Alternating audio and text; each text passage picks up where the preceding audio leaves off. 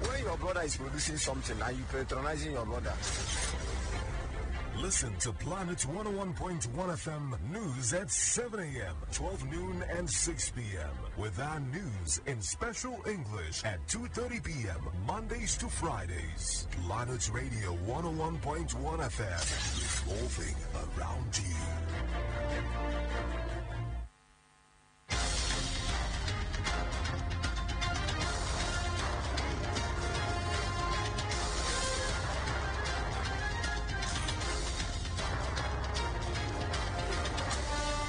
This is the news at noon. In the news, NLC protest, President Tinubu's 500 billion naira subsidy palliative demands 300% pay rise. Court to rule on suspended CBN Governor Godwin Emefiele's case today. Akwa Ibom State Governor Umo Eno assures that landscape of every local government area across the state would be dotted with people-oriented and developmental projects. On a foreign scene, Ukraine reportedly downs 20 Russian drones in fresh attack. And in SPORTS Ø Aston Villa announces signing of Spain centre-back Pau Torres from Villarreal.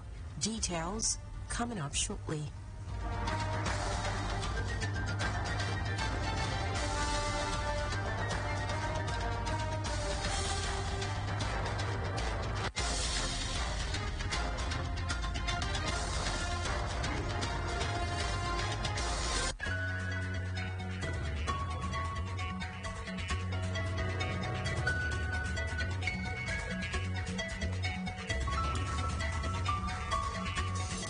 Good afternoon. Welcome to the news on Planet Radio 101.1 FM Uyo. I am Rachel David White. First in the news this afternoon is that the Nigeria Labour Congress NLC and the Trade Union Congress TUC have protested over the 500 billion naira palliative proposed by President Bola Tinubu, stating that it is grossly inadequate to assuage the hardships confronting workers sequel to the failed subsidy removal. NLC are demanding a 300% salary increase to enable workers to cope with the challenges imposed by the deteriorating economic situation that came with the removal of the controversial failed subsidy. The President wrote to the House of Representatives seeking approval for 500 billion naira to cushion the effect of the petrol subsidy removal. Tinubu's request was contained in a letter sent to the National Assembly and read during plenary by the Speaker of the House of Representatives, Tajuddin Abbas. Recall that the President had announced the petrol subsidy removal during his inaugural address on May 29, 2023. In response to claims that the subsidy regime favored the rich more than the average Nigerians, among other reasons, in his letter, the President proposed an amendment to the 2023 Supplementary Appropriation Act. NLC noted that the amount contained in the President's letter would not be enough to cater for 125 million Nigerians who are believed to be living in poverty. The National Treasurer of the NLC, Hakeem Ambali, who spoke in an interview in Abuja, questioned the extent to which the palliative will cover. Speaking on ways by which the President can mitigate the effect of subsidy removal, the NLC official asked for a minimum wage review of 300% to all workers, granting licenses to individuals for modular refineries to refine petrol locally, and granting economic stimulus loan to small and mid-sized enterprises, SMEs, at 15% rate. Away from that, the detained suspended governor of Central Bank of Nigeria, CBN Godwin Emefiele, will today know his fate concerning the fundamental human rights suit he filed to challenge his arrest and detention by the Department of State Services, DSS. Recall that on June 10, the DSS arrested the governor of Apex Bank shortly after President Bola Tinubu suspended him from office and ordered a probe of the CBN. In a suit filed through his lawyer, Joseph Dawodu, senior advocate of Nigeria, before the Federal Capital Territory High Court, Abuja, Emefiele is alleging a violation of his human rights. At the June 20 proceedings in the case, the DSS, through its counsel, IAO, told Justice Hamza Moazu that Emefiele's detention was lawful as the DSS had gotten an order of an FCT Chief Magistrate Court to keep him in custody pending conclusion of investigation. On his part, counsel for the Attorney General of the Federation, Tijani Ghazali, Senior Advocate of Nigeria, argued that Emefiele's arrest and detention by the DSS was an administrative decision of the executive arm of government and urged the court not to interfere. However, Emefiele's lawyer Daudu disagreed with them, insisting that the suit had merit. From the Red Chambers, the Senate has launched an investigation into allegations of bribery and corruption leveled against officials of the Integrated Payroll and Personnel Information System (IPPIS) at various universities across the Federation. The Senate also resolved to hold an interactive session with the head of service, the national president of the Academic Staff Union of Universities, the chairman of the Committee on Vice Chancellors of Nigerian Universities, and other relevant stakeholders. This was sequel to a motion by Senator Ifeanyi Uba, Young Progressives Party, Anambra South, during the plenary. Report says IPPIS was introduced in 2007 to administer the monthly payroll of the federal government workers in a manner to guarantee confidence in staff emoluments. On our business news, the Debt Management Office, DMO, says it has redeemed a $500 million Eurobond, which matured on July 12, 2023. In a statement published on its website, the DMO said that the bond was issued in July 2013 for a tenor of 10 years at a coupon of 6.373% annually. The DMO also assured bond investors of Nigeria's commitment to honoring its debt obligation. It was further disclosed that Nigeria had previously redeemed a $500 million Eurobond in July 2018, another $500 million Eurobond in January 2021, and a $300 million diaspora bond in June 2022. Meanwhile, DMO stated that Nigeria's successful redemption of its Eurobonds and diaspora bond in the integrated controls management over the past 6 years is a demonstration of its strong debt management operations and planning. Back here, Akwa Ibom State Governor Pastor Umo Eno has assured that the landscape of every local government area across the state would be dotted with people-oriented and development projects as a token of appreciation for the support garnered during the election, culminating in his emergence as governor of the state. Governor Eno gave the assurance when he met the people of Akwa Ibom Senatorial District in a thank-you visit at the country home of the political leader of the district, Chief Michael Afangide, OON, at Akwa Ibom, a Senatorial local government area. He said, considering his exigency of his office, he would not be able to visit every local government to register appreciation. He would translate such a gesture to capacity building and development projects initiated in all the local government areas of the state.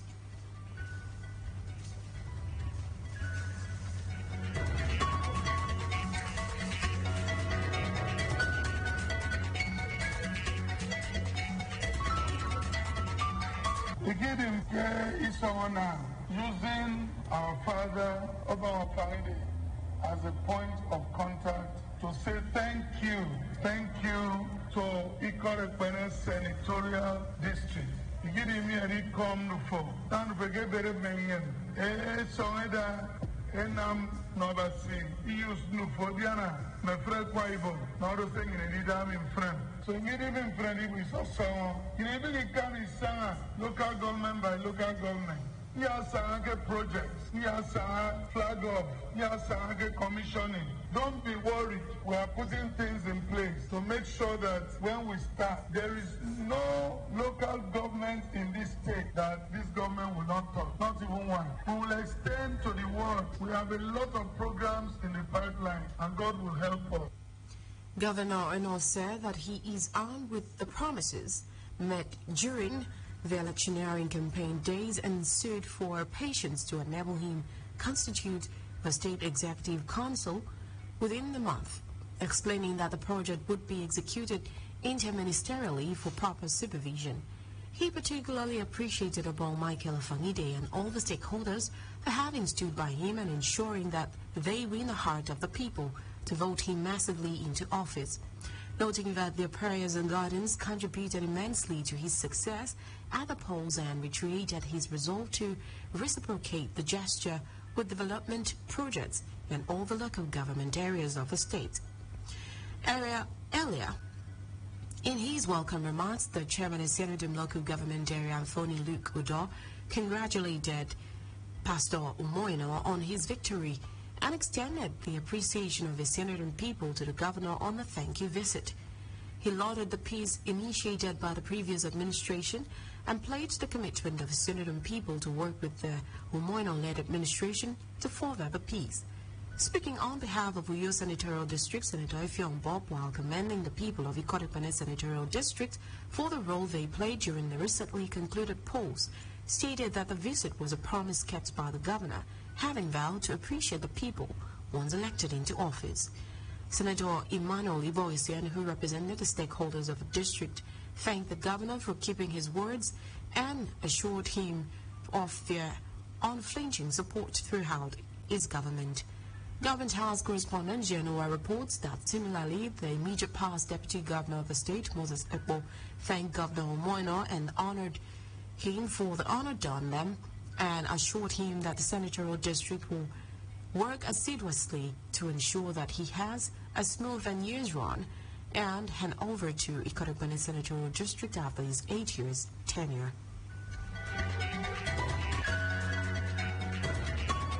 In the meantime, Akwa Ibom State Governor Pastor Umo Eno has expressed appreciation to his colleagues in the People's Democratic Party PDP Governors Forum for the honor done him, having successfully convened the first meeting of the forum in the current political dispensation, saying that the gesture is an expression of the confidence bestowed on him by his colleagues.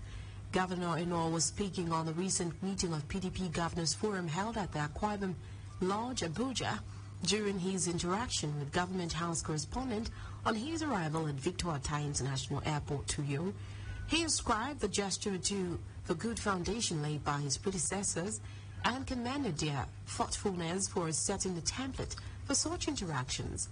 The governor expressed appreciation to his colleagues for sustaining the legacy and particularly thanked them for honoring their invitation for the meeting, which he said had enabled them chart a way forward for the forum. Government House correspondent Genoa reports that Governor Eno, however, posited that his background in the hospitality industry had given him the leeway to host the forum. You're listening to the news on Planet Radio 101.1 FM Uyo. Let's take a breather. And I'm bringing more stories from our foreign, sport and entertainment news. Just stay with us.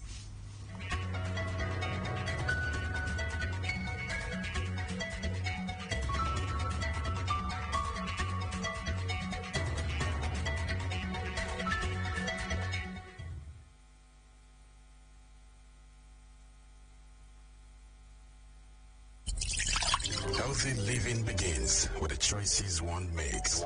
Choosing to live healthy is the first step to healthy living. Join us Sundays 1:30 to 2 p.m. for Healthway, awareness for healthy choices.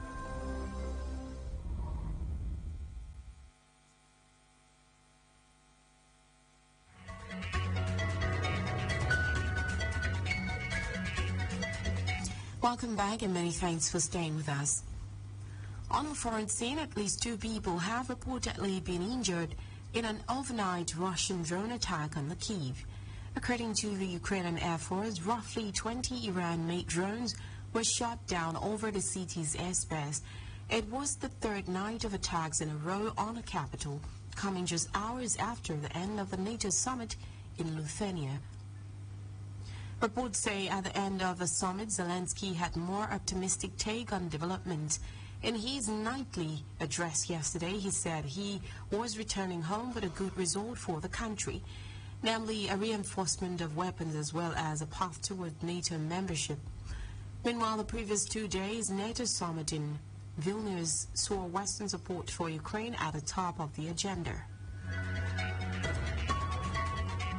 In sport, Aston Villa has announced the signing of Spain centre-back Pau Torres from Villarreal for a reported £31.5 million. Report says that Torres, 26, played under Villa boss Unai Emery with the Spanish club between 2020 and 2023. The defender, who joined Villarreal's youth academy in 2003, played a pivotal role as the Yellow Submarine finished 5th in La Liga last season. He made 173 appearances for his boyhood team, scoring 12 times, and has played 23 times for Spain. Torres made his first Villarreal appearances in 2016, becoming the first player born in a small Valencian town to debut for the club in 13 years. He quickly established himself as a key player in the squad, winning the 2021 Europa League under Emery when he was among the scorers in the penalty shootout victory over Manchester United. According to report, Torres is Aston Villa's second summer signing after a Belgian midfielder Yuri Telemans arrived on a free transfer from relegated Leicester City. Villa finished 7th in the Premier League last season, scoring and securing qualification for the Europa Conference League. On the entertainment scenes, the organizers of the Headies Awards have debunked a viral claim that Wizkid had submitted his latest album, More Love, Less Ego, for the 16 Headies nominations, but got declined. Recall that Wizkid was reportedly missing from the nominees list, and his absence from the list sparked reactions on social media, especially as he dropped a new project in the year under review. Meanwhile, Nigerian singer Ahmed Ololade, better known as Asake, has set a new record as the debutant artist with the most Headies nomination. Asake snagged a total of 8 nominations, becoming the first artist to bag so many nominations in their debut year at the Headies. Asake also made history in the process as the first artist to be nominated in both the Next Rated and Best Male Artist of the Year simultaneously.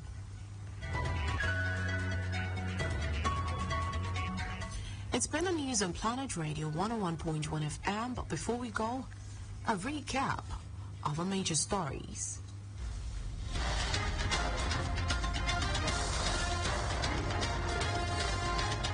The Nigeria Labour Congress NLC and the Trade Union Congress TUC have protested over the 500 billion naira palliative measures proposed by President Bola Tinubu, stating that it is grossly inadequate to assuage the hardship confronting workers sequel to the fuel subsidy removal.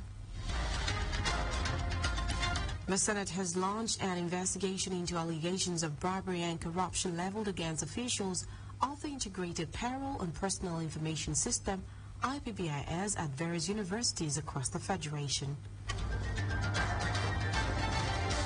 Akwa Ibom State Governor Umo Eno has assured that the landscape of every local government area across the state would be dotted with people-oriented and development projects as a token of appreciation for the support gathered during the election, culminating in his emergence as the governor of the state.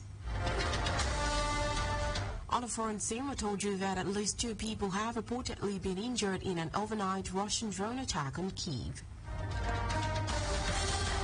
And in sport, we told you that Aston Villa has announced the signing of Spain centre-back Pau Torres from Villarreal for a reported £31.5 million. For comments and coverage of your newsworthy events, call our newsroom on 0812-770-2940. Visit our website on planet101fm.ng and follow us on Twitter at planet_101fm. Also like our Facebook page at planet101fm Uyo. The news was edited by Jane Ua. As we end the news, be at war with your vices, at peace with your neighbors, and let every new week find you a better man and woman. I am Rachel David White. Good afternoon.